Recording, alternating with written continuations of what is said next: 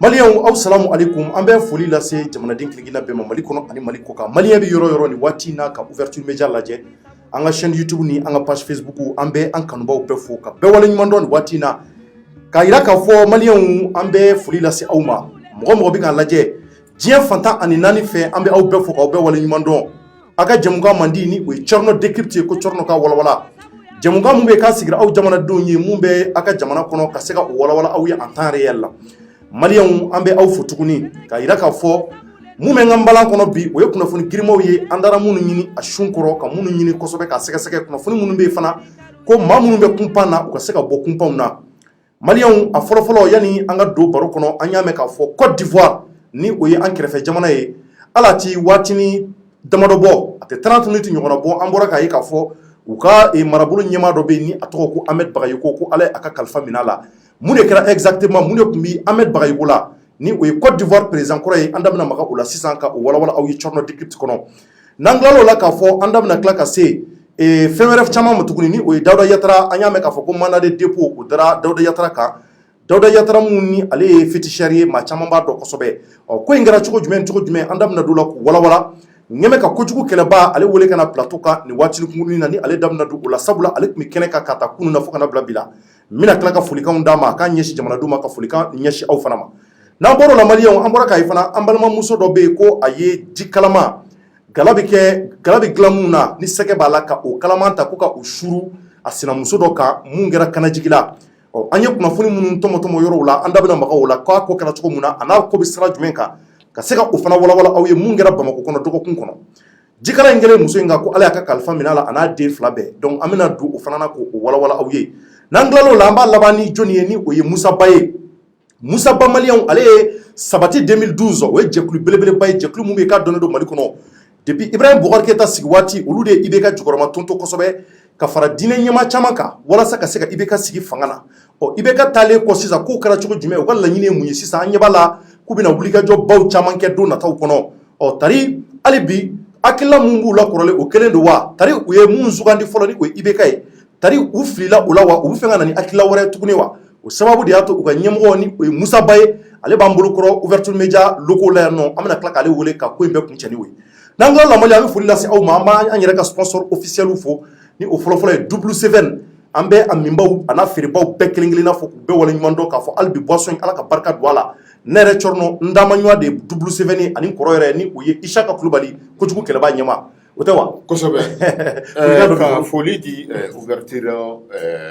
média lamɛn jɛkulu bɛɛ lajɛlen ma an bɛ mercredi la bi le 10 k'a fɔ aw sɔgɔlen don kunnafoni jɛlen di yɔrɔ la aw sɔgɔlen don minnu bɛ taa kunnafoni ta kosɛbɛ fo a ba la aw sigilen bɛ k'olu ka kɛnɛ lajɛ kosɛbɛ foli di aw ma k'a fɔ jamana ni hali bi ala k'a kisi amina yarabi ala ka jamana ni ala k'a kisi kojugu walew ma an bɛ sira fɛn o fɛn ɲɛ ala k'o mabɔ jamana in na amina yarabi ala ka na ni bɛn ni sabali ye jamana kɔnɔ denw bɛɛ ni ɲɔgɔn cɛ ayiwa an bɛ tasi bila kɛ Ahmed Bagayoko premier ministre Côte d'Ivoire premier ministre ayiwa an t'a dɔn an bɛ min fɔ an b'a fɔ dɔrɔn ala ka hinɛ ala ala ka a da yɔrɔ suma amina yarabi t'a dɔn n'a kan ka fɔ o kan ka fɔ sabula silamɛ kun don silamɛ don Ahmed Bagayoko silamɛ don vraiment ala ka da yɔrɔ suma amina yarabi a y'an kɔn kiti min na ala k'o nɔgɔya n'a bɛ taa jɛ fɛn fɛn ma ala k'o bɛɛ lajɛlen nɔgɔya amina kunnafoni juna an da bɛna don a la mun de ye Ahmed Bagayoko sɔrɔ an bɔra ka kunnafoni fana sɔrɔ cogo jumɛn an bɛna o fana fɔ an kanubaw ye maliyɛnw ye walasa maaw ka a faamuya Ahmed Bagayoko yɛrɛ jɔnni don an bɛna o lase aw ma donc W7 kɔfɛ an bɛ foli bila fana savon dima mɔgɔ ye o ye safunɛ kura bɔ o fana bɛ k'an jukɔrɔma tonto ani ka se serila kura ma ni u b'o wele ko Nutrilaki an bɛ o fana fɔ donc o kɔfɛ boulangerie Koli baarakɛla bɛɛ an b'a bɛɛ fɔ k'u wale ɲuman fo Titibugu la donc maliyɛnw yanni an ka don baro la n yɛrɛ numanbolo yan fan fɛ an ka stagiaire dɔ bɛ an bolokɔrɔ yan nɔ an ka assistante kura don ni a tɔgɔ ko Ayise Jaguraga Ayise o tɛ wa Ayise Jaguraga désormais Ayise Jaguraga fait partie de l'équipe ale b'an ka équipe kɔnɔ stagiaire don a fana nana degeli la a bɛ Thierno kɛrɛfɛ anw bɛ yan nɔ walasa hali bi ka kunnafonidilaw ka bɛɛ dɛmɛ a ka sira kan ale fana ye journalisme de kɛ a ye journalisme kalan kɛ yɔrɔ mun na a yɛrɛ dan na tila ka s'o ma nka a fana bɛ n kɛrɛfɛ walasa ka ɲininkaliw fana sɛnsɛn kosɛbɛ ka ɲɛsin an ka invité ma Ayise folikan dɔ b'i bolo. N ka folikan bɛ maliyɛn cɛ n'a muso bɛɛ lajɛlen ye mun bɛ Mali kɔnɔ ani Mali kɔkan u bɛɛ ni su. k'u bɛɛ ni su i Jakura marakamuso o tɛ donc ale y'an ka stagiaire kura ye a b'an ka équipe la désormais kɔrɔ donc an b'a fɔ an ka bienvenue an bɛ stagiaires ta yan kosɛbɛ an bɛ bɛɛ ta yan dabɔlen don bɛɛ kama parce que an bɛ baara de la ka kunnafoni di donc an bɛ bɛɛ dɛmɛ donc a bɛ se ka kɛ Ayise n'a degera yan sisan a bɛna taa kɛ ORTM directrice dans les jours à venir bɛɛ bɛ se ka kɛ Ayise an b'a fɔ bisimila n yɛrɛ y'a ye mɔgɔ hakili sigilen don komi a yɛrɛ fana ye kunnafoni de kalan kosɛbɛ kunnafoni a ma nɔgɔn mais i cɛsiri déjà i ye grand pas kɛ kosɛbɛ o ye ka tugu déjà kunnafoni dilaw la o de ye a bɛɛ lajɛlen ye fɔlɔ ko bɛɛ bɛ daminɛ ten an bɛ ala deli ala k'a tɔ bɛɛ ɲɛ ka d'i ma ala k'i kisi mɔgɔ jugu fana tɔɔrɔ i bɛ kunnafoni minnu di an b'a ɲini ala fɛ ka kɛ kunnafoni jɛlenw ye parce que kunnafoni fana a n'a fɛnw bɛ ɲɔgɔn na awɔ parce que mɔgɔw hakili la k'a fɔ ko kunnafoni ko n'an ko ko an bɛ kunnafoni jɛlen di ko kunnafoni de jɛlen don o tɛ o kunnafoni bɛ taa yɔrɔ min na n'i taara ta yen ka ban a jɛlen don wa a jɛlen tɛ o e kɔni taara ta yɔrɔ la kɔrɔ tɛ k'a fɔ k'a tiɲɛ b'i bolo parce que e bɛ taa ɲini dɔ fɛ o tigi bɛ se k'a f'i ɲɛna ale bɛ laɲini dɔ nɔfɛ walasa ka o laɲini ka sabati a bɛ e don fili kɔnɔ e bɛ na ka n'o kunnafoni fɔ e b'a fɔ k'i ye tiɲɛ fɔ min ka gɛlɛn kunnafoni na a kɛra yɔrɔ min na jɔn de y'a kɛ a kɛra waati jumɛn f'i ka se k'o dɔn n'i y'o dɔn kunnafoni na ka ban i tilala a sɔrɔ sa o bɛ mɔgɔ tɔw bolo. D'accord, faamuyali sɔrɔ o la donc Mali an bɛ don sujet kɔnɔ rapidement an bɔra ka kunnafoni mɛn hali a ti minute 30 bɔ Ahmed Bagayoko maliyɛnw n'u b'a wele ko ANBAC maliyɛnw Côte d'Ivoire ka kalan nin waati in na bɛɛ fari fagalen don Côte d'Ivoire Mali ni Côte d'Ivoire an ye jamana kelen ye maliyɛn bahirika o de sigi bɛ Côte d'Ivoire tunkarankew la n'i ye Faransi bɔ a la maliyɛn mun bɛ Côte d'Ivoire wulikajɔw ni ɲɛɲininiw y'a jira k'a fɔ ko a ti jamana si la o b'a jira k'a fɔ Côte d'Ivoire ye an ka jamana ye Côte d'Ivoire ye an balimayɔrɔw ye an sinjiw bɛ yen an balimaw bɛ yen an kɔrɔw n'an dɔgɔw bɛ Côte d'Ivoire maliyɛnw Côte d'Ivoire man di bi su in na an fana ka jamana man di bi an bɛ se k'a fɔ Afrique de l'Ouest si man di bi an bɛɛ bɛ dɔ i la ka sababu kɛ Ahmed Bagayoko ale ka fatuli ye fatuli mun ni a kɛra ala ti saga damadɔ bɔ fɔlɔ an ye kunnafoni in sɔrɔ cogo di Ahmed Bagayoko yɛrɛ fana ye jɔnni ye Ahmed Bagayoko maliyɛnw bi ale fɔ aw ye fɔlɔ maa minnu t'a dɔn Côte d'Ivoire o marabolo ɲɛmaa kun o ye premier ministre ye o tɛmɛnen kɔfɛ Ahmed Bagayoko maliyɛnw ministre de la défense kun don mun bɛ k'a kun a bilamɛ sɔrɔsiw ka ko ɲɛnabɔli la mun bɛ k'a bilamɛ kɛlɛkɛlaw ka ko ɲɛnabɔli la Ahmed Bagayoko ale tun bɛ o kunna Ahmed Bagayoko ministre de la défense kun don o danaya tara ka d'a kan maliyɛnw ala ti waati caman bɔ kosɛbɛ ka kɛ marabolo ɲɛmaa ye en même temps fana maire kun don Côte d'Ivoire dugu dɔ bɛ yen nɔ n'u b'a wele ko Abobo an ka jamanadenw caman sigimɛ ye a yira k'a fɔ maire kun don o dugu in kɔnɔ a ye mairiya kɛ yen u tun b'a fɛ kosɛbɛ kanubaw tun b'a la Abobo dugu kɔnɔ an ye mun mɛn o tɛmɛnen kɔfɛ parti ɲɛmɔgɔ kun don a ka parti kun don ko Rassemblement des Républicains Ahmed Bagayoko maliyɛnw o ɲɛmaa kun don maa mun don a kun fɛlen don Côte d'Ivoire jamana kɔnɔ a b'a kalama k'a fɔ nin y'a waatini damadɔ ye marabolo ɲɛmaa mun ni o tun bɛ Côte d'Ivoire jamana kɔnɔ ni o ye Amadou Gon Kulibali ale de fatura juillet kalo tile 8 san 2020 tɛmɛnen o de fatuli kɔfɛ danaya tara ka di Ahmed Bagayoko ma Ahmed Bagayoko yɛrɛ tun b'a kɛnɛ kan maa caman ye kasi kɛ Ahmed Bagayoko yɛrɛ a yɛrɛ dugawu kɛ ni ka ɲɛsin taaba ma DJ Arafat o ye dɔnkilidalaba ye Côte d'Ivoire kɔnɔ a tun bɛ denmisɛnninw tolonkɛ kosɛbɛ ka maaw nisɔndiya maliyɛnw u ka sangafo la an y'a ye k'a fɔ Ahmed Bagayoko ale tun bɛ kɛnɛ kan a farala denmisɛnninw kan ni o ye Arafat yɛrɛ kanubaw ye n'u b'u wele ko les Chinois ka taa u ka dusuma kasi ka taa kɛ u fɛ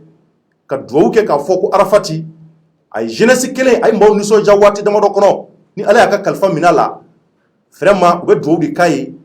k'a fɔ ala ka hinɛ a la ala k'a dayɔrɔ nɛɛma o kelen ni o ye Amadou Bagayoko maliyɛnw Ahmed Bagayoko o kelen hali bi ani Sidiki yɛrɛ hali Sidikiba Jabate ni o ye an ka Mali artiste ye a n'o ye ɲɔgɔn lataama caman kɛ maa caman b'o kalama o Ahmed Bagayoko kelen de don maliyɛnw ale bangena mars kalo tile 8 san 1965 ni o ye 1965 ye Abidjan kɔnɔ maliyɛnw kalifa kɔni k'a minɛna na bi le 10 mars a ka anniversaire a bɛ se k'a fɔ o tɛmɛna kunna sini 8 mars o de tun y'a ka anniversaire ye donc k'a yira k'a fɔ mun de tun b'a la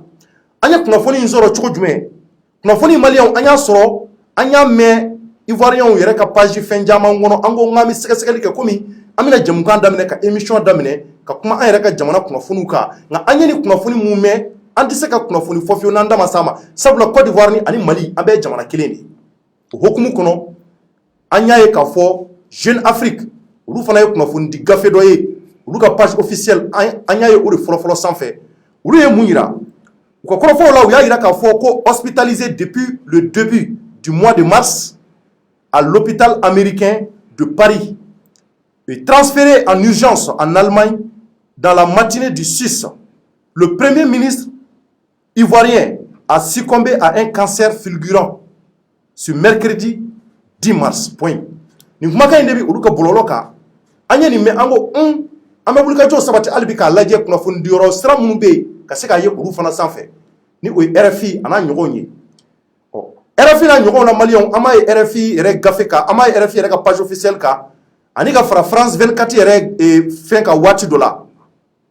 o la amo ye an doro la ɲɛɲininiw na an dara ye k'a fɔ Serge Daniel an y'a ye Serge Daniel fana ka page officielle kan o ye jɔnni ye o bɛ baara kɛ RFI la ale bi Mali kɔnɔ yan ale bi RFI mɔgɔw représenter an ka jamana kɔnɔ yan ale ka Twitter sanfɛ an y'a ye ale fana y'a bila k'a fɔ ko Ahmed Bagayogo ko ala y'a ka kalifa minɛ a la o tɛmɛnen kɔfɛ tuguni an tilala ka n'a ye tuguni RFI mɔgɔw fana tilala k'a bila tuguni Maliens sanga damadɔ kɔnɔ hali waati min na an bɛ kuma na u y'a bila a ma mɛn kosɛbɛ u y'a bila mada n'a bɛ miniti 15 ɲɔgɔnna bɔ Maliens u b'a yira k'a fɔ Ahmed Bagayogo ka fatuli tiɲɛ don an tilala ka ye u ka président ni o ye Alassane Dramane Ouattara ye o fana y'a bila a ka page officielle kan o fana tɛ miniti 30 bɔ ko ale ka marabolo ɲɛmaa ni o ye Ahmed Bagayogo ye ko ala ye a ka kalifa minɛ a la bi marisi kalo tile 10 kɔnɔ Maliens u b'a yira k'a fɔ kuma in ye tiɲɛ ye u b'a yira k'a fɔ an dusukun kami kami bɛ u b'a yira k'a fɔ ko mun n'a ye Ivoiriens sɔrɔ a m'u dɔrɔn sɔrɔ a ye anw fana sɔrɔ sabula Ahmed Bagayogo kun dɔnnen don kosɛbɛ ani Mali kun gɛrɛmɛ ɲɔgɔn na Ahmed Bagayogo kun ye maaba ye maa mun bɛ yen k'a kun dɔn bɛ Côte d'Ivoire kɔnɔ wa a kun fɛlen don Côte d'Ivoire kɔnɔ kosɛbɛ nka mun de nana ni nin ko cancer de y'a sɔrɔ an ye ŋunuŋunukan minnu mɛn ŋunuŋunukan minnu n'an y'a mɛn an tɛ se k'a fɔ k'an m'an tinta kan k'a fɔ ko tiɲɛ don dɛ nka an ye ŋunuŋunukan de mɛn k'a bɔlen b'a fɛ k'a fɔ ko poison de kun kɛra a ka miniji dɔ la walima a ka thé dɔ la ko janfa an y'o kuma de mɛn ko janfa de ɲɛsira ma jɔnni fɛ an ma se k'o ɲɛ sɔrɔ nka kuma mun fana n'a fɔra ko janfa ɲɛsira ma ko ka poison kɛ a ka thé kɔnɔ cɛtari tiɲɛ don walima nkalon don wulikajɔ de bɛna k'o la Côte d'Ivoire kɔnɔ ka se k'o ko ɲɛɲini ka perepere latigɛ k'a lajɛ nin sera ka Ahmed Bagayogo sɔrɔ cogo jumɛn fo ka taa se fatuli ma kumakan in kɔnɔ Jeune Afrique mɔgɔ y'a sɛbɛn k'a kun hospitalisé len don kɔrɔ a kun dalen don dɔgɔtɔrɔso la depuis mois de mars daminɛ an filɛ kalo kura mun na depuis o daminɛ k'a kun hospitalisé len don dɔgɔtɔrɔsoba dɔ la ni o ye américain ka dɔgɔtɔrɔso ye mun filɛ nin ye Faransi o kɔfɛ ko juguyalen ka juguya u y'a transféré en urgence en Allemagne o kɔrɔ ko a juguyara u ni dafalen de b'o la ni ka sin n'a ye dugu wɛrɛ la ni o ye Allemagne ye o b'a yira k'a fɔ bana kun juguyara kosɛbɛ k'u taara n'a ye Allemagne o kɛra le 6 mars ni o kun ye kari ni ma fili walima sibiri plutôt parce que lundi kun ye le 8 mars donc le 6 o kun ye samedi ye donc o b'a yira u taara n'a ye urgence la rapidement Allemagne dɔgɔtɔrɔsoba dɔ la o hokumu de kɔnɔ ko ala kɔni y'a ka baara kɛ bi arabadonya fɛ Maliens ni o bɛnna mars kalo tile 10 ma ko cancer de yera la cancer mun ni bana juguman ba don a Maliens ko o de yera la an ye kunnafoni mun mɛn tari mun y'a sɔrɔ yɛrɛ mun de nana ni cancer in fana ye an y'o kunnafoni de mɛn Maliens kuma wɛrɛ tɛ anw bolo nin na ka se ka tasibila kɛ ka ɲɛsin Ivoiriens ma u bɛ deuil mun na anw fana b'o deuil kelen na Mali kɔnɔ yan an bɛ dugawu kɛ Ahmed Bagayogo a n'a ka denbaya bɛɛ ye ala ka hinɛ a la ala k'a dayɔrɔ nɛɛma ala ka yen kusaya ma ni yan ye nin bɛ fɛn caman yira anw adamadenw na k'a yira k'a fɔ an fɛn fɛn bɛ diɲɛ na n'an bɛ ka fiɲɛ sama k'a bila an bɛɛ n'an ka don don n'i ma ba nali ma k'i tɛ ba taali ma wa bɛɛ n'i ta don don dɔw bɛ taa u cɛkɔrɔbalama dɔw bɛ taa u jeunelama dɔw bɛ taa u ɲininini maa si ma bɔ maa si la sayako la Maliens an bɛ dugawu de kɛ ala k'an laban ko ɲɛ an bɛ taa don min na o k'a sɔrɔ ani masa ala bɛ ɲɔgɔn fɛ sinon saya k'a bɛ se k'an ta an tɛgɛ ma à tout moment k'i to mobili boli la k'i to dumunikɛ la k'i to masakɛya la k'i to présidentya la hali k'i to diɲɛ ko ko la ko saya bɛ se k'i ta i tɛgɛ ma o b'a yira k'a fɔ maa ma kusa saya ma fantan fara faama kan dɛsɛbaatɔ fara lujuratɔ kan Ahmed Bagayogo kun ye maaba ye waritigi kun don a tɛgɛ kun b'a kɔ sɔrɔ marabolo ɲɛmɔgɔ de kun don Côte d'Ivoire kɔnɔ a ka bana kɛcogo de la bana juguyalen Alassane Dramane Ouattara y'a yɛrɛ dɔgɔkɛ ta k'o bila premier ministre la ko en attendant que a kana o kun ye intérim de intérim kɔrɔ k'a bila fɔlɔ yani Ahmed Bagayogo n'a ɲuman sigira solution min sɔrɔ ka sigi ka sɔrɔ k'a bila a nɔ la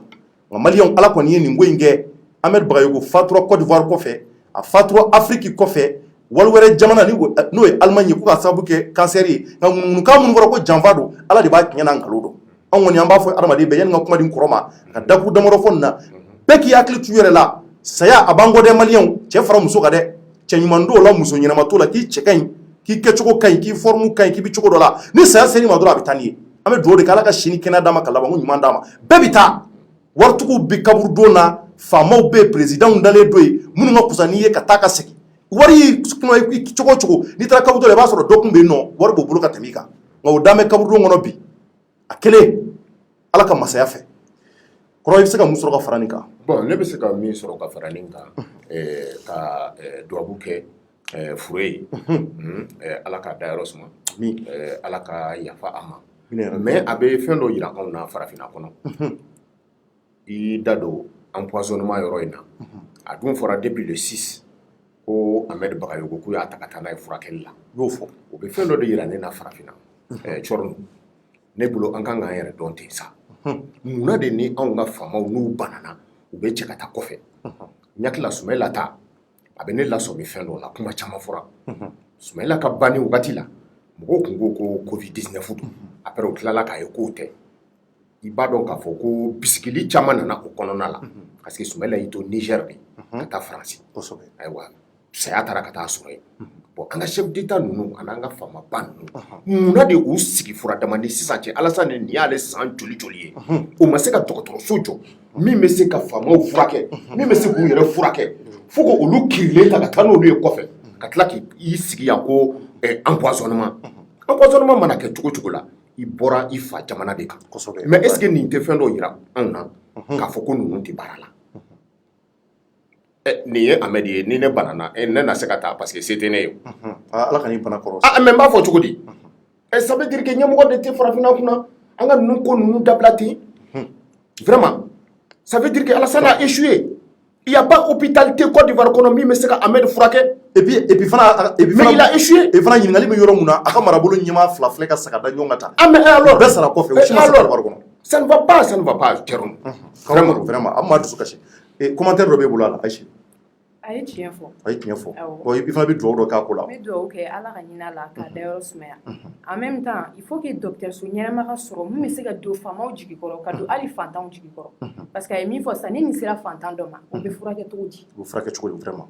très important a ma nɔgɔn donc an b'a fɔ hali bi Ala ka si d'an bɛɛ ma ka labanko ɲuman di an bɛɛ kelen kelenna ma an bɛ taa waati min na lahara o k'a sɔrɔ an ni Ala bɛ ɲɔgɔn fɛ Ahmed Bagayoko maliyɛnw malgré a n'a ka tɔgɔtigiya a n'a ka nafolotigiya n'a ka jɔyɔrɔko Ala kɔni y'a ka baara kɛ ka sababu kɛ vraiment nin ko fasugu ye donc an bɛ dugawu de kɛ a n'a ka denbaya ye donc n'an tilal'o la an bɛ taa rapidement sujet filanan na ni o ye Dawuda Yatara ye maliyɛnw Dawuda Yatara b'a kalama depuis dɔgɔkun daminɛna ntɛnɛndonya fɛ fo ka na bila bi la Dawuda Yatara tɔgɔ kɔni an balila k'a ye bɔlɔlɔw kan an y'a fɔ aw ye cogo min na ka sababu kɛ k'a fɔ ko a tɔgɔ fɔra fɛn mun bɛ yen nɔ ko o ye kojugu ye n'a fɔ man di da la maa dɔ de minɛna minnu ko ko olu bɛ maa fa ni ka juru bɔ ka taa di maa ma ko ye Dawuda Yatara ye an ka finitigilakaw kɔni ye wulikajɔ sabati ko ka taa Dawuda Yatara minɛ an yɛrɛ y'a ye depuis a daminɛna an bɛ ɲininkaliw la hali Dawuda Yatara yɛrɛ balimaw kunun an y'u yɛrɛ wele u hakilina ye mun ye u y'o fɔ ko in na bon quel qu'en soit alpha ko in bɛ faamaw ka yɔrɔ la nka bi k'a ta kunun na fo ka na bila bi la Isaka Kulubali ni ale ye kojugu kɛlɛba ɲɛmaa ye a filɛ kɛrɛfɛ tun bɛna kuma d'a ma ale tun bɛ kɛnɛ kan donc ko kɛra cogo jumɛn parce que an y'a mɛn ko mandat de dépôt k'o dara Dawuda Yatara kan bi k'a taara kasobonba la donc mandat de dépôt dara kan ko in kɛra cogo jumɛn ale tun bɛ depuis sɔgɔmada fo ka na bila bi la Isaka an b'a ɲini fɛ k'i da don a koloma yɔrɔw la ka walawala an ye mun de tɛmɛna ko in na ayiwa komi y'a ɲɛfɔ cogoya min na ouverture média ɲakila an y'a daminɛ yan awɔ min bɛ tali kɛ Dawuda Yatara ni u b'a fɔ o ma ko sitanɛ ɲakila tɔgɔ in kɔni man ɲi tiɲɛna a minɛli min kɛra sitanɛ cɔrɔnɔ mais kɔrɔ ye o k'a ma ɲi sitanɛ kɔni an bɛ min faamu bamanankan na a man ɲi kɔrɔ caman bɛ sitanɛ la hali n'a fɔra i ma k'i ye sitanɛ mɔgɔ ye vraiment a ma nɔgɔn an b'a faamu cogoya min na quoi mais komi arabukan fana de don mɔgɔ t'a dɔn n'a sɔrɔ e bɛ kɔrɔ wɛrɛ dɔn a la ne kɔni b'a dɔn tɔgɔ in kɔni n'i y'a fɔ a bɛ mɔgɔ jatigɛ mais tɔgɔ in tɛ tɔgɔ ɲuman ye fɔlɔ a bɛ mɔgɔ jatigɛ fɔlɔ ani a dalen don mɔgɔ min fana na ani ale bɛ baara min kɛ ni o de ye boli baaraw ye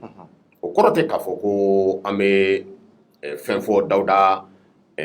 ma min tɛ tiɲɛ ye mais min kɛra a diyagoyalen don an ka an k'o de fɔ parce que a bɛ se ka kɛ a ka mɔgɔw tulo b'an na bi anw tɛ mɔgɔ si kɔ anw ta ye kunnafoni di ye min kɛra anw bɛ o de fɔ anw taara ka taa ko ɲɛɲini an taara polisiso la an ye ɲininkali kɛ denmisɛnnin 3 min minɛna ni fɔlɔ n'o o minɛna mɔgɔ faga walew la n'o o ye Koman Kulubali ye o Koman Kulubali de da y'a fɔ polisiw ɲɛna ko ale tun bɛ fɛ k'a balimakɛ n'o ye Nɛnɛ Kulubali ye san 23 don k'ale tun bɛ fɛ k'o faga ko o joli bɔ ko ka taa di a ka karamɔgɔ ma ko o bɛna boli sɔn ale ye Koman Kulubali de ka déposition na an ye min mɛn o de ye o ye o de kɛra sababu ye wulikajɔw fana sabatira 9e premier arrondissement na Kati mais olu tɛ se ka wuli ten ka na parce que Dawuda Yatara bɛ yɔrɔ min na n'o ye Sɛbɛnnikɔrɔ ye Wɛnzɛnbugu fanfɛla ninnu na ye o bɛ Sɛbɛnnikɔrɔ 9e arrondissement ka mara kɔnɔ fo sarali ka kɛ olu la donc u ye sarali kɛ olu la k'a f'u ɲɛna anw bɛna bɔ an ka dugu la an bɛna se aw ka yɔrɔ la yɔrɔ jumɛn de fana an bɛna se Sitanɛbugu sabula an bɛna Sitanɛ kɛlɛ kɛ an bɛna taa Sitanɛ minɛ o kɛra lundi 5h30 wagati cɛdenw bɔra premier arrondissement na n'o ye premier arrondissement polisiw ye ka jigin ka na fara 9e arrondissement polisiw kan bagi cɛ groupe 2 taara fara u kan u sɔrɔla ka taa Sitanɛbugu la ka taa Sitanɛbugu lakori u yɛrɛ ka fɔ la an ye min mɛn an b'o fɔ mɔgɔw ɲɛna anw ta ye kunnafoni di ye mais k'a fɔ ko a kɛra an ɲɛna ou bien k'an bɛ nin yɔrɔ in na an tɛ nin yɔrɔ in na an ta t'olu si ye min fɔra an ɲɛna a fɔra k'u selen ye mɔgɔ dɔw tun y'a lajɛ fɔlɔ k'u bɛ Sitanɛ n'o ye Dawuda Yatara ye a yɛrɛ ye tɔgɔ min d'a yɛrɛ la ko u tun bɛ a solomani don u ma sɔn u ka yɛlɛ k'u bɛ taa minɛ ɲakila mais a nana ye k'a fɔ mɔgɔ minnu nana a kama olu barikaw tun ka bon ni olu ye donc u y'a to sisan ka taa Sitanɛ dalen sɔrɔ sange jukɔrɔ a ka étage sanfɛ k'a tun b'a ka da fana la u taara ka taa garaw k'a la yen donc ka Sitanɛ cɛ ka bɔ Sitanɛbugu k'u ɲɛsin n'a ye ka yɛlɛ n'a ye ka taa Kati o kɛra kun ayiwa Sitanɛ kɛlɛ banna ye parce que u bɔra Sitanɛbugu sisan kɔni u sera yɔrɔ min na cɔrɔ i kana yɛlɛ bon i ka explication yɛrɛ de parfois ça fait rire parce que i b'a fɔ cogo min na bon yɔrɔ bɛɛ n'i ka décryptage kɛcogo don mais e fana ka décryptage o fana bɛ ne yɛrɛ laɲinɛ dɔɔnin ok an ka taa kɔrɔ Ayise non hakɛto Ayise ou bien Ayise don Ayise i m'a ye n'an bɛ émission kɛ tuma caman cɔrɔ ne mana kuma daminɛ cɔrɔ b'i concentré ne kan et ça fo kuma bɛ tila na ok d'accord wa ouverture mondial mɔgɔw dɔw y'a fɔ a ɲɛna parce que m'u ka sɛbɛnni nin kalan dugumana la dɔw y'a fɔ ko cɔrɔ ko cɛ y'i to yen sa k'a ka kuma mais ni ne y'a ɲɛda lajɛ a bɛ kuma tigɛ ne la ok d'accord ayiwa Sitanɛbugu n to yen ka n ka kunnafoni di fɔlɔ Sitanɛbugu kɛlɛ banna u ye Sitanɛ minɛ ka yɛlɛ n'a ye donc u yɛlɛla ne ye n'a ye sisan u ye kunnafonidilaw wele donc kunu an taara yen kunu ne tun kan ka se ouverture médias la Ayise walasa ka n'a ɲɛfɔ mais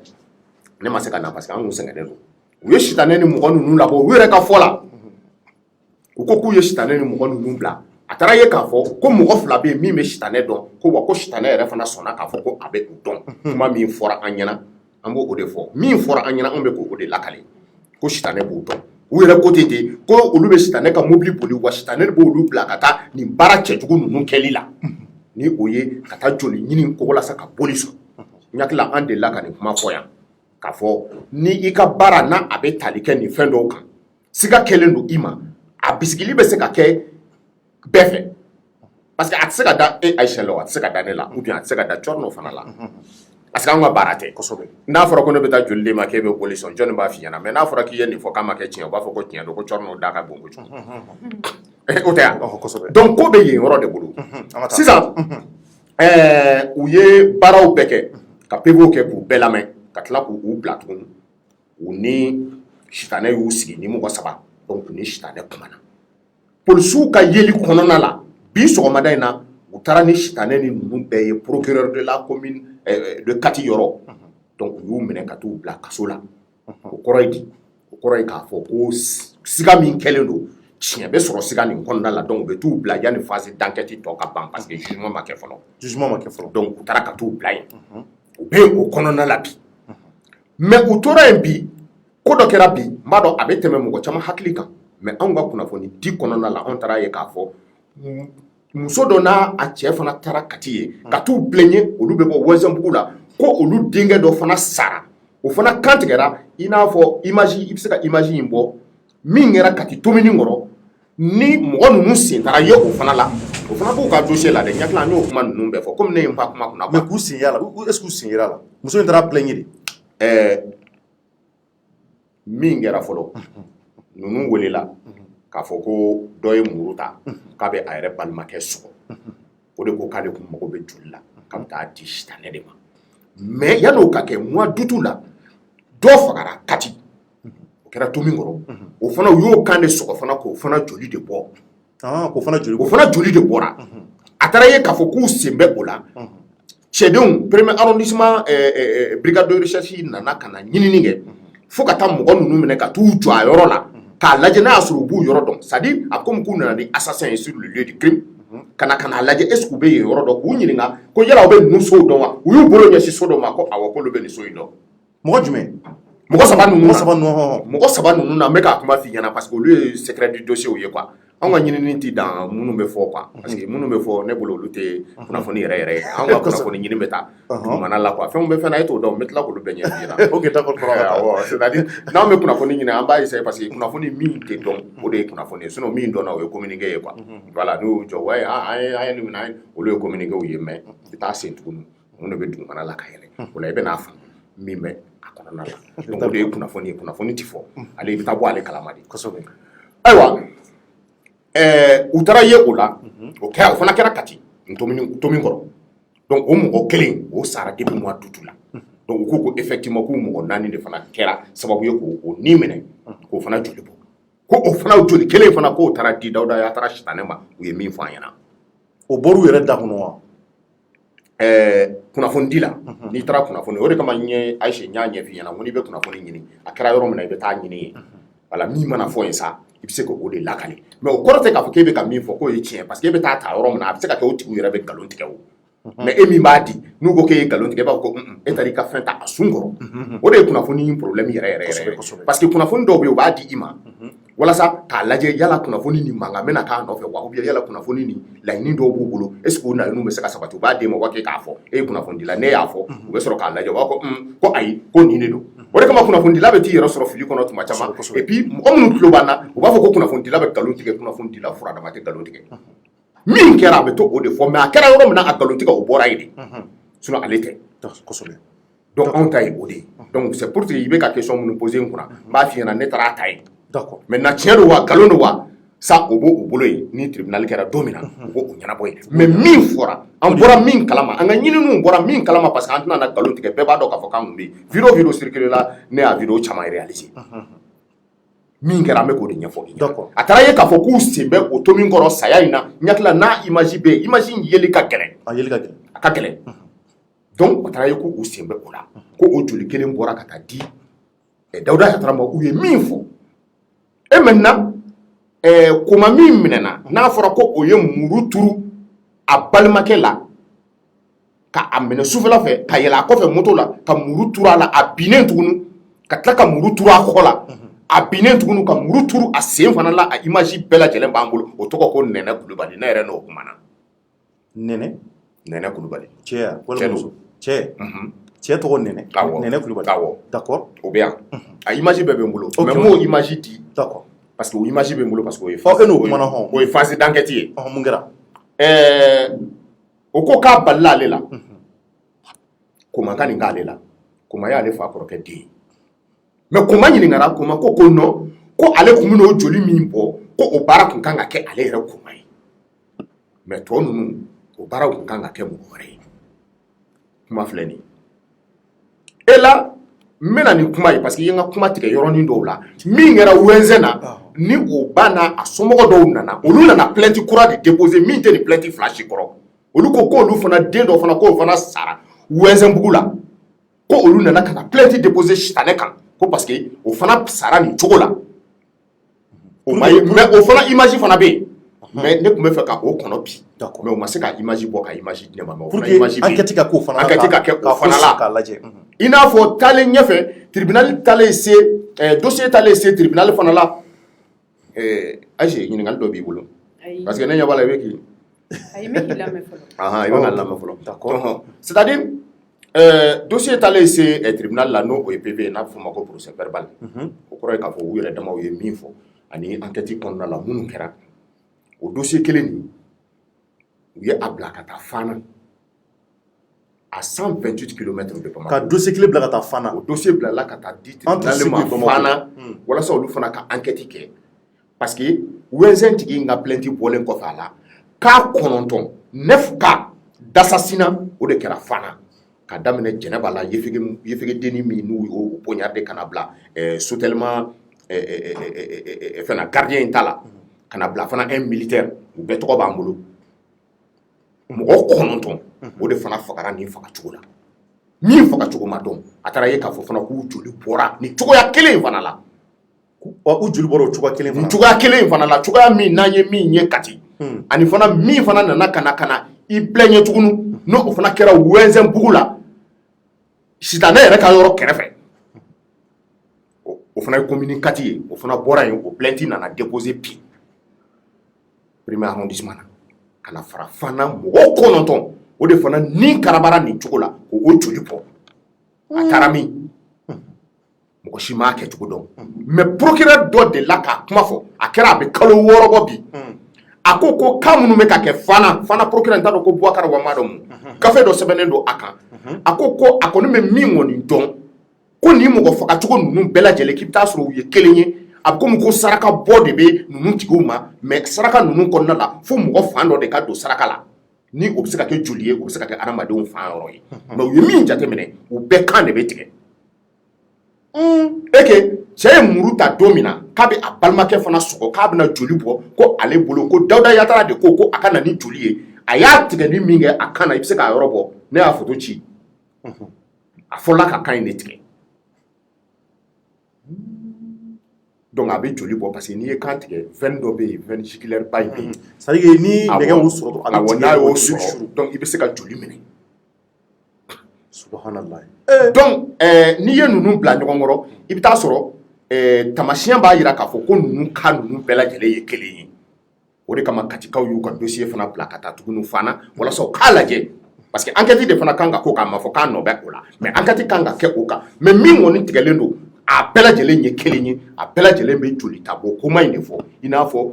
sitanɛ n'a ka mɔgɔ minnu minɛna u bɛɛ bɛ ka kiiri min na ani o bɛɛ ye kelen foyi tɛ ani ni ɲɔgɔn cɛ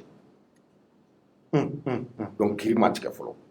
mais kiiri kan ka tigɛ mais kamalen an y'a mɛn ko kamalen dɔ tun b'u la ko o ko ale jatigɛlen de ye ko Dawuda tɔgɔ fɔ i y'o kuma mɛn yan bon m'a mɛn i m'o mɛn ne m'a mɛn mais n ye ko kɔnɔ jateminɛ u la u bɛ siran ɲɛ u bɛ siran jɔn ɲɛ u bɛ siran Dawuda ɲɛ e y'o dɔn cogo di u yɛrɛ kɛcogo la n'i ye video in yɛrɛ lajɛ i b'a jateminɛ k'a fɔ ko u ni Dawuda tɛ mɔgɔ kelenw ye denmisɛnninw don et fana mɔgɔ minnu don madala n'u Dawuda madala ni fɛn dɔw kelen tɛ u la min bɛ u fɛ parce que cɛ yɛrɛ mana na hali n'a bɛ tagama na i b'a ye a ja bɛ tigɛ jɔnni koma tɔgɔ in parce que ne y'i concentré koma in kan koma in de tun kelen bɛ ka kasine don ni Dawuda Yatara k'a ma ko i ka kasine bɔ parce que n'i ye video jateminɛ ne de ye video réalisé o awɔ ne de ye video nin kɛ mais a ko kasine in bɔ ko foyi tɛ yen a ye kasine bɔ dɔrɔn n'i y'a ka regard jateminɛ video nin na a y'i kunkolo kɛ tan a bɛ ka Dawuda lajɛ fo ka taa n bɔ yen ale tun concentré len tɛ lakanabaaw kan dɛ a tun concentré len don Dawuda de kan parce que n t'a dɔn a bɛ ka siran ka fɛn dɔw kɛ et puis Dawuda ye siranyamɔgɔ fana ye Dawuda Yatara ye mɔgɔ min ye n b'o fɔ aw ɲɛna bi san 47 a ko a tɛ muso furu den t'a bolo foyi t'a bolo wa ale ye sitanɛ ye sitanɛ ye fɛn min ye bɛɛ lajɛlen i b'a dɔn an kana o dugu wa fana a ye dugu min fana sigi a y'a tɔgɔ da ko sitanɛ bugu wa fana a bɛ baara min fana kɛ o ye boli sɔn wa boli in fana n'a bɛ sɔn est-ce que sɔnnikɛlaw caman ba sɔnkɛfɛnw caman ba t'a la wa n'a fɔra e ɲɛna ko mɔgɔ joli b'a la o bɛ bali jɔnni na n m'a fɔ n k'a kɛra a tɛ tɛmɛ nin kan donc o b'a jira ko in ja ma ban fɔlɔ o tɛ a ma ban parce que tribunal kan ka ayi donc ayiwa ayise c'est-à-dire question dɔ bɛ i bolo wa question tɛ bolo ɲininkali foyi tɛ bolo ka tɛn ko a la Ayisa ɲininkali dɔ a y'i jɔ Ayisa ɲininkali dɔ tɛn ko a la ngolo tim i mɔgɔ kɔnɔntɔn min fɔ sisan ko olu fatura o fagali cogo modèle na ani min ka plainte donna bi bon olu de parce que u fagara cogo modèle kelen na o de talen bɛ sisan ka na ɲɛsin Dawuda ma parce que ale boli sɔnna ye a bɛ fɔ ko a mago bɛ mɔgɔ joli fana na n t'a dɔn ni n ka question faamuya parce que u bɛɛ fagacogo ye kelen ye donc a bɛ fɔ ko o bɛɛ ye ale ye awɔ non a ma fɔ k'a bɛɛ y'a ye dɛ parce que a bɛɛ ɲɛsinnen don a ma parce que u bɛ phase d'enquête de la fɔlɔ phase d'enquête kɔrɔ j'espère que i y'a ka kuma fɔ nin ka stagiaire de a bɛ n kɛrɛfɛ ka question paro donc i m'a ye n ko a poser a kana siran voilà comme ne kumana dɔrɔn bon ale jama jɔ kosɛbɛ a ko donc ne de donc sisan i b'a sɔrɔ yen jabaya sera donc hakɛ de maa bɛ siran maa o maa ɲɛ o ye sitanɛ ne tɛ sitanɛ ok problème t'a la a ye min fɔ ni a bɛɛ bɛ se ka ta ka da a kun n'i y'a ye fɔlɔ ta min kɛra sayamako la o sayamakɛ o la fɔlɔ ta dɔ de ye a balimakɛ sɔgɔ o balimakɛ sɔgɔlen dɛ ɲininkali de taara degun o la o ɲininkali kelen de fana taara bɔ ni mɔgɔ faga cogo ɲɛ et puis ale da de fana ko lakanabaw ma ko ale bɛ joli de bɔ wa mɔgɔ min fana fagara tomini kɔrɔ Kati o fana joli de bɔra nin cogo la et puis u welela ka t'u jɔ o kɛnɛ kan f'u tilala ka t'u ka chambre yɔrɔ yira ma min fɔ i ɲɛna hali tabali min b'u ka chambre kɔnɔ ani sange sirilen bɛ yɔrɔ min na chambre kɔnɔ o y'a bɛɛ ɲɛfɔ donc u bɛ chambre in kɔnɔna dɔn donc siga foyi t'a la u taara yen olu de ye o fɔ o misali in dɛ o misali kelen in de nana ni e filɛ ka Ayise ye ɲininkali min kɛ sisan o 25 ta in fana ye olu fana balimakɛ min fana sara o fana kan de fana sɔgɔra i ye cas minnu fana fɔ ko 9 cas minnu fana kɛra Fana a image la i ye fɛ que denni nin elle a à peu près 5 ans wa ma dɔn de parce que ne taara fɔ Fana o ko la o ne ni préfet ye ɲɔgɔn ye hakili tɛ ala mɛ a bɛ an ka archive kɔnɔ o fana joli de bɔra min fana fagara un militaire o fagara a ka so kɔnɔ o fana joli bɔra a ma fɔ ko nin bɛɛ Dawuda nɔ ye i n'a fɔ Ayise ye question poser cogoya min na mais mɔgɔ min ye Dawuda jalaki o tigi de ye nin bɛɛ lase Dawuda ma et puis o tigi de fana ko k'a fɔ ko Dawuda yɛrɛ ka mobili tun bɛ di olu ma k'u ni o mobili tun bɛ circuler mɔgɔ ɲini na i n'a fɔ i bɛ taa sɛ san sugu la cogoya min na k'olu c'est-à-dire yɔrɔ ye kuma dɔw fɔ kan ni ne ko ko n b'a lagale dɔrɔn kabako ko don quoi walayi maintenant a tɛ se ka fɔ k'a fɔ ko Dawuda nɔ don anw o man ɲi anw da kɔnɔ parce que anw ye kunnafoni dila ye mais n'a kɛra cogo min na hakilima b'a faamu anw bɛ fɛ ka min fɔ ouverture média n b'a dɔn u bɛ ka sɛbɛnni caman kɛ nin yɔrɔnin kan u b'a dɔn kuma in bɛ ka taa yɔrɔ min fan fɛ bɛɛ b'a dɔn kosɛbɛ awɔ est-ce que a ma se ka kuma dɔw fɔ ok donc voilà merci donc comme temps bɛ k'an tan tɛgɛma rapidement invité b'an bolo yan maintenant an b'a fɔ nin waati na Dawuda Yatara ani ka fara maa tɔn ninnu u mana de députés kan k'u taara kaso bonba la o tɛ wa donc en attendant u ka jugement yɔrɔ jugement kɔni date ma fɔ a la fɔlɔ ayi date ma fɔ a la fɔlɔ d'accord mais a bɛna bila est-ce que n t'a dɔn n'u b'a bila ka taa cour d'assises la parce que saya ko b'a la cour d'assises don o ye fo san ni san ko ye o ye fo san ni san voilà donc Dawuda bɛna mɛn kaso la vraiment en attendant u bɛɛ mɔgɔ naani bɛɛ ok ala k'a tiɲɛ bani donc n'an tilala Mali an bɛ taa mun fana kɛra Kanajigila ale filɛ nin ye Sebeni kɔrɔ ɲɛfɛ n'i bɛ taa Laginɛ donc ani Kangaba taasira donc an balimamuso dɔ fana Maliyɛnw an ye kunnafoni mun sɔrɔ n bɛna tila ka ɲininkali tɛnku hali bi n kɔrɔ la ɲininkali kɔni an kɔni ye information minnu sɔrɔ an b'a di ten parce que i y'a fɔ cogo min na a ma k'an ɲɛna nka an bɛ information ɲini maa minnu b'a fɔ u y'a fɔ an ye cogo min na an b'a fɔ cogoya kelen la o kɔrɔ tɛ k'a fɔ ko tiɲɛ yɛrɛ don sabula n'a kɛra an ɲɛ bosolen ɲɛna an bɛ se k'a fɔ nin kɛra ne yɛrɛ de ɲɛna nin ye tiɲɛ yɛrɛ de voilà donc n'an ye information mɛn an kɔni wulikajɔ kɛ ka taa yɔrɔ la ka ɲininkaliw kɛ maaw y'a jira k'a fɔ ko an ba minnu Maliyɛnw ko ni a bɔnɛna nin na a c'est-à-dire a sinamuso de ye gala ko sɛgɛ min bɛ kɛ gala la a y'o de kɛ ji kalaman na ka se ka muso sigilen sɔrɔ a n'a den ka ji kalaman bɔ muso kan Maliyɛnw nin kɛra tasi belebeleba ye Kanajigila kɔnɔ mun de kɛra exactement an ye kuma mun mɛn an y'a jira k'a fɔ ko muso in ko muso sabanan ani muso filanan de don fɔlɔ yɛrɛ tɛ dɛ filanan ni sabanan k'a bɔlen b'a fɛ muso saba de bi cɛ in bolo ni o y'u furukɛ ye ni o tɔgɔ Isaka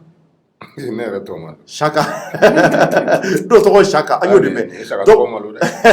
donc maintenant an y'o de mɛn ko kɛlen o cogoya la ko muso saba de don donc filanan ko ni sabanan de ye nin kɛ donc paraît-il que mun fatura ko o tun bi ka cɛ ka fɛnw de labɛn ka occuper cɛ la donc a bɔlen b'a fɛ k'o digira filanan na ni filanan dusu nana bɔ cogo dɔ la donc ka sɔrɔ ka taa nin k'a la nka c'est à dire an kɔni y'a fɔ nin tɛ se ka kɛ ko in yɛrɛ fɛn bɛɛ ye nka ni enquête approfondira a tiɲɛ yɛrɛ yɛrɛ mun ye peut-être muso bɛ sɔn k'o bɔ a kɔnɔ nka mɔgɔw kɔni ye mun fɔ k'a sɔrɔla o fɛ muso tun bɛ ka occuper cɛ de la nka ɲininkali yɛrɛ la maa mun y'a fɔ an ko u ma n ko kuma u bɛɛ bɛ du kelen de kɔnɔ wa ko exactement k'u bɛɛ bɛ du kelen de kɔnɔ duba don i b'a sɔrɔ cɛ kɛmɛ ka filanan ni sabanan furu ani fɔlɔ u bɛɛ ka appartement kɛ nka u bɛɛ bɛ ɲɔgɔn ye mɛ b'a dɔn n'i y'o kɛ sigida kɔnɔ bon musow bɛ to jateminɛninw na b'a la n'a sɔrɔla cɛ mana yɛlɛ nin fɛ est ce que a b'o yɛlɛ ɲɔgɔnna kɛ ne fɛ a b'a da wa cogo min na ni kɛrɛfɛ est ce que a b'o ɲɔgɔnna kɛ ne donc musow bɛ to jateminɛ na i b'a sɔrɔ rancune bɛ to musow kɔnɔ parce que musow an balakaw k'a kɛ tu nka an balakaw hakili man bon kosɛbɛ i b'a fɔ anw cɛlakaw raison pour laquelle ala ye non c'est vrai o ye tiɲɛ o kɔrɔ e yɛrɛ b'o kalama o de sababu la ayi kɔrɔ i b'a kalama non an balakaw k'a kɛ tu mais c'est la vérité n'i y'a ye ala yɛrɛ ye fanga di cɛ ma ka cɛ kɛ chef de famille ye c'est parce que cɛ hakili ka bon kosɛbɛ ka tɛmɛ muso kan o kɔrɔ tɛ k'a fɔ ko muso hakili man bon dɛ ko n'a kɔrɔ don donc nin yɔrɔ nin de don donc muso ko muso dusu de bɔra ka se ka sɛgɛn dɔ k'a la k'a kɛ donc ko kɛlen nin cogoya la muso in n'a den kɔni u fari bunɔkira k'a bunɔki maliyɛnw o kɛlen a kɛra kata ba naani ye u y'a lajɛ joona joona ka muso in cɛ ka taa n'a ye muso yɛrɛ cɛ an y'a mɛn ko a cɛ yɛrɛ de y'a lajɛ ni ka se ka muso in ani den in ta ka taa n'u ye gendarmerie mun filɛ nin kanajigi la gendarmerie min kanajigi la ni o ye lieutenant Tunkara ka yɔrɔ ye ɔ u taalen lieutenant Tunkara ka yɔrɔ la k'olu ko a den bana bɛ ani muso in bana bɛ taa n'u ye dɔgɔtɔrɔso la fɔlɔ i ka na i ka plainte don o la ko mun bɛ bɔ a la anw bɛ enquête kɛ k'a tɔ ɲɛɲini k'u y'o de fɔ donc o kɛlen ani dafalen bolila ka taa ni muso in ni den ye dɔgɔtɔrɔso la ni ma fili Gabriel Touré o kɛlen a taara muso c'est à dire que muso filanan in n t'a dɔn ni filanan walima sabanan de don a taara o nɔ mun ye jikalan bɔ u kan a taara o fana ta ka na ka taa n'o ye gendarmerie la ka plainte don donc o kɛlen gendarme kɔni u ye muso in minɛ k'a bila ka taa boli an ye mun mɛn mais après le procès verbal kɛlen ni o ye PV kɔ kumakanw ta donc i b'a sɔrɔ kumakan kɔnɔ fɛn caman fɔra mais gendarme a diyagoyalen tɛ olu ka o fɔ anw kunnafonidilaw ye anw kɔni ye kunnafoni mun pori o kɛra nin mais muso in bɛ boli bi donc kɔrɔ i bɛ se ka mun fara nin kan parce que an ye weleli kɛ gendarmerie la kana jigin la an ye u sɔrɔ komi i yɛrɛ y'a fɔ cogoya min na olu ye militaires yɛrɛ de ye donc olu ka kunnafoni bɔli tun ka nɔgɔn ten wala fo olu ka ɲɛmaaw ka fɔ k'u ka kunnafoni di mais u ye min kɔni fɔ an ɲɛna bakuruba la o de tun ye e yɛrɛ ye min fɔ sisan mais den taalen dɔgɔtɔrɔso la ani ba in den fɔlɔ de sara den fatulen kɔfɛ o y'a sɔrɔ olu ye PV kɔni kɛ ka muso lata boli ayiwa ɲakila bi de muso ka kalifa fana minɛna a la ala ye muso fana ka kalifa minɛ a la et maintenant sisan u tilala ka PV additif wɛrɛ kɛ n'a bɛ fɔ o ma ko PV additif PV min bɛna na fara fɔlɔ min taara donc k'a jira k'a fɔ ayiwa an ko den kɔni de sara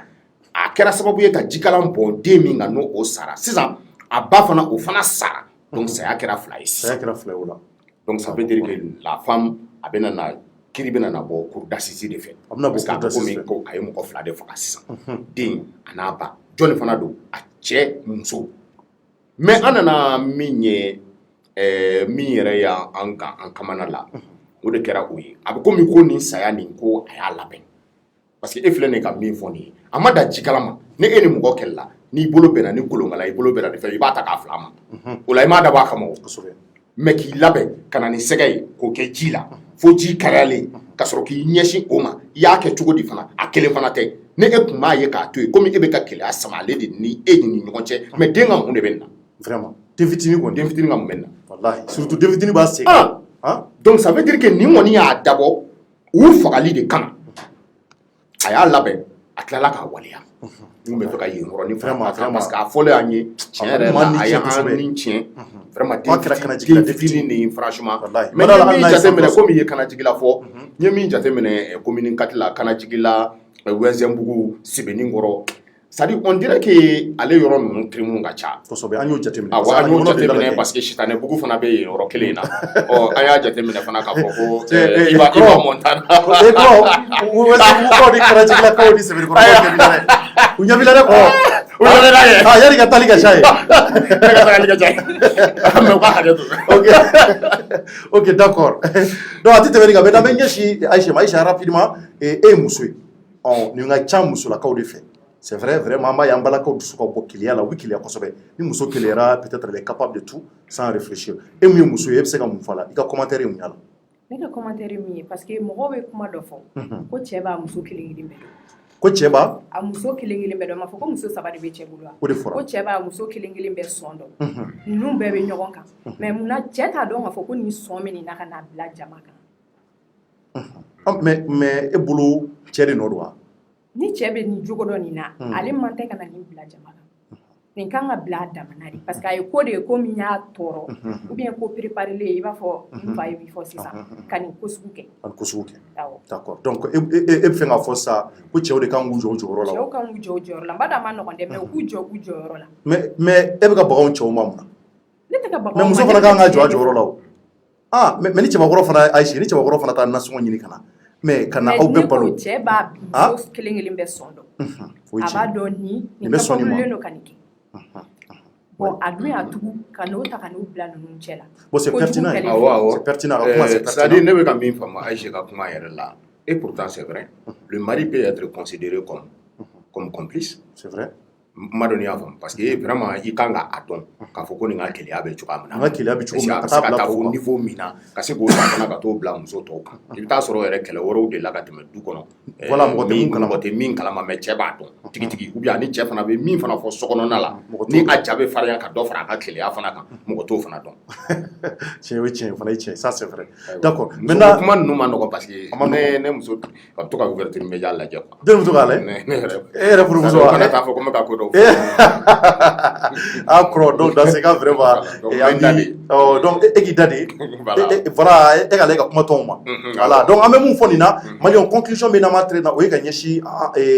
ça dit chewma c'est les hommes qui sont les chefs de famille amba fo chewye ni en faou en corona ndo nu manye kubi muso flafuru muso saba muso nani ku gele ya choko benu biseka muso numbo nyoka parce que muso flafuru ni saba furu re ni ataka laje dans les normes atinya ni moyen ti bolo ni moyen ti bolo ni biba ke chuko dola amandoko bon ni ya donga fo ibina muso flana mu vuru ka fara flak foloka a bebe dukelen kono i gele ka do muso flana mu namna fara foloka tari kele kele te kono tari shitanete taraka ko manja o nyenyi yani ga ta fara foloenka akana ta foloen la jabo wal mo kana ta bla nyora ka ta mudu digi mono donc ulu be kan ga jate mine chew bolo avant que u ka flana ni sabano ni nanauta donc on chew de kan an joro la pour que ni ko nu se ka éviter chuko ame mu va mbala ko e ka ira ka fo ambala ka o beki tege ni nyoma atita vraiment beli sabatiko ko gelera chuko abe laba muso de tala muso ku tege ni nyoma ka ben tout jani muso te sigidati jani muso te jamana yere ti jani muso te ni muso ma bendro fenvo imai donc amba fo ambala ko ala ka klinya na madi anu donc pro fo laba be bulu yana angi bla parce que anga musa ba ka le reçoit plateau ka bon korofo mi mene bolo o de ye dɔrɔn ka ouverture média mɔgɔw fo am to k'u ka commentaire ninnu fana kalan kosɛbɛ est-ce que y'a faamu bon k'u ka commentaire ninnu u ka a jateminɛ fana ma dɔn ni y'a faamu awɔ donc k'o fɔ u fana ɲɛna quoi k'a fɔ n'an ye fili min kɛ kuma kɔnɔ u kana fɔ ko kodɔnbaliya don kodɔnbaliya tɛ mais kuma ma nɔgɔn est-ce que y'a faamu a ma nɔgɔn wa kuma fana lakaleli fana a ma nɔgɔn ma dɔn ni y'a faamu parce que o don an ye émission min kɛ français la ɲakila filili caman donna a kɔnɔna la mais an ye ouverture média ye an nana ye k'a fɔ ko mɔgɔw ye o fili ninnu caman bata mais bi m'an bila gafe sɛbɛn na c'est vrai an ye gafe sɛbɛn ka ca ni san 20 ye mais kuma ka gɛlɛn an bolo ça c'est la donc an tɛ se ka kuma ninnu fɔ ten parce que n'i ye micro jɔ mɔgɔ yɛrɛ kɔrɔ k'a fɔ k'a tigi ka kuma a ma nɔgɔn n b'a dɔn Ayise nin ye yɔrɔ i yɛrɛ bɔra a kama sisan bon i tɛ se ka yali i mɛnna la cogo o cogo la filiw bɛ to i ka kuma kɔnɔ i mɛnna la cogo o cogo la mɔgɔ min bɛ question poser kun tuma dɔ la hakilinataw i bɛ taa sɔrɔ a bɛ yɔrɔ caman ça c'est vrai est-ce que a faamu d'accord donc an b'o yafa ɲini kɛ u fɛ Isaka i Kulubali an b'i fɔ k'i waleɲuman dɔn ka kojugu kɛlɛba baarakɛla bɛɛ fo amina fo ni cɛsiriw ni timinanja jamana yiriwa ko la an b'a fɔ hali bi laɲiniw Ala k'u sabati Ala ka jamana in taa ɲɛ kunnafoni ko amina yarabi donc nin waati in na an ka technicien bɛ ka signal kan ye ko an bɛ émission kɛ partie fila ye fɔlɔ in o janyana donc an bɛ partie filanan kɛ ni an bɛna a lajɛ ni ka se ka Musa Ba ka se k'ale reçoit plateau sanfɛ ni u ye sabati 2012 o ɲɛmɔgɔ don o président don kuma caman bɛ yen an bɛna olu tɛnku a la Mali ka taa Mali IBK sigi waati la fo kana bila sara olu de IBK sigi ka IBK kɛ jamana président ye olu ka fanga de y'a kɛ olu de ye mɔgɔw sensibiliser u ni diinɛ ɲɛmɔgɔ de fara ɲɔgɔn kan donc a waati fo kana bila ko caman de bɛ na donc a ka kan an bɛ bi tile kura de la an y'a mɛn k'u bɛna wulikajɔ wɛrɛ kɛ ni o ye sabati 2012 mɔgɔ ye a ka kan an b'u ɲininka mun de bɛ sen kan u bɛna labɛn jumɛn kɛ tari IBK taalen o man olu sɔn hakili la o kuma de bɛna tɛnku la donc hakili la Musa Ba ale kɔrɔtɔn bɛ k'an kɔnɔ nin waati na a bɛna yɛlɛ plateau kan donc an b'a fɔ an filɛlibaw an'an kanubaw ye a bɛɛ ka aw connectelen to Ouverture Media kan an bɛna deuxième partie kɛ ka se ka Musa Ba k'ale reçoit plateau kan an b'a fɔ ye merci à toutes et à tous a k'an bɛn sɔn nin dɔrɔn merci. Ka terrain san ka taa sɔrɔ maa wɛrɛ ta don dugukolo ko fɔ ɲango gɛrɛgɛrɛw o jɔrɔ wa o banna pewu pewu sabula baara yɔrɔ b'an fɛ yan nɔ Mali kɔnɔna la a bi waati jan bɔ ni bɛɛ lajɛlen ko entreprise de prestation de service EAPS min bɛ se ka aw kisi nin bɛɛ lajɛlen ma awɔ kaw nin bɛɛ lajɛlen ma EAPS m'aw ka baara ɲɛsinnen don kow sɛgɛsɛgɛli de ma kɛrɛnkɛrɛnnenya la dugukolo kow maliyɛnw kunnafoniya duman kɔni ma tɛmɛ ni ka dɛ kɛrɛnkɛrɛnnenya la aw minnu bɛ jamana kɔ kan n'aw kɔni bɛ fɛ ka kunnafoniya lakika sɔrɔ aw ka dugukolo kan ka kisi nambara ma aw ka se EAPS m'aw ma dɔrɔn u b'a ɲɛɲini k'a walawala ka taa kunnafoniya jɛlen di aw ma f'aw sigiyɔrɔ o ta bannen dɛ aw ka nimisi wasa kama u ni ŋana caman de bɛ baara kɛ ɲɔgɔn fɛ a bɛ fɔ minnu ma ko expert wa service cadastral fɛn fɛn bɛ Mali la n'olu ka baara ɲɛsinnen don dugukolo kow papier kow ɲɛnabɔli ma u n'olu bɛɛ lajɛlen bɛ baara kɛ ɲɔgɔn fɛ terrain ko la n'aw kɔni bɛ fɛ ka kisi nambara ma aw ye EAPS kaw taama ɲɔgɔn ye.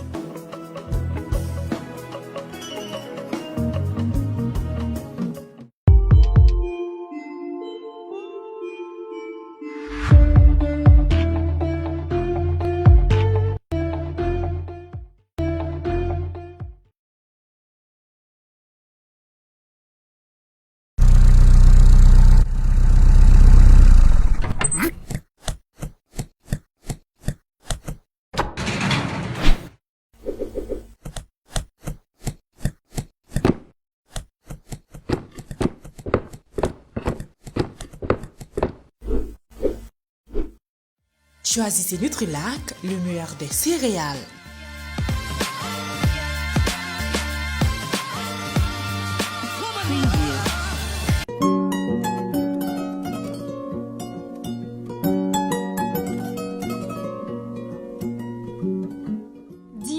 Société Sodima ka safinɛ kura dilannen de don awɔ kana aw lafiya a ka sokɔnɔ baara bɛɛ lajɛlen na fini nɔgɔko b'o la minɛ nɔgɔko b'o la fo ka taa se farikolo yɛrɛ saniyali ma safinɛ Dima a jɛnsɛnnen don Mali fan 14 bɛɛ lajɛlen na mɔgɔ minnu fɛnɛ mago b'a caman santa la u bɛ weleli kɛ 75